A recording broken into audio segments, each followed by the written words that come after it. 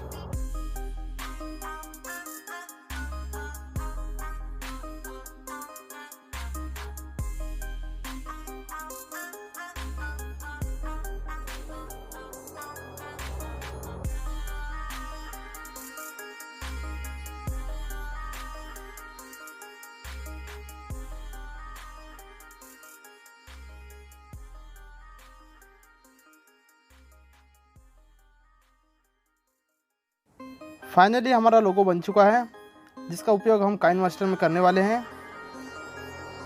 अब इसके बाद हम ओपन करेंगे Kine master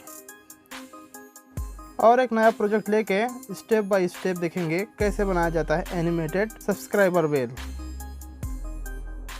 animated subscribe bell की वीडियो आपको नीचे लिंक डिस्क्रिप्शन में मिल जाएंगी जहां से आप डाउनलोड कर सकते हैं।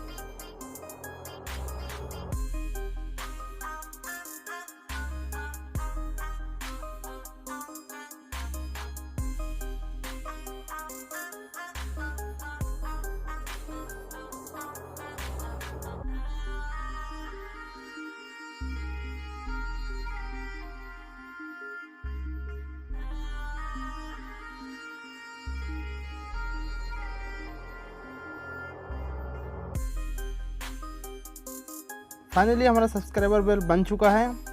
अब हम इसका प्रीव्यू देखने के बाद यूज़ करना सीखेंगे।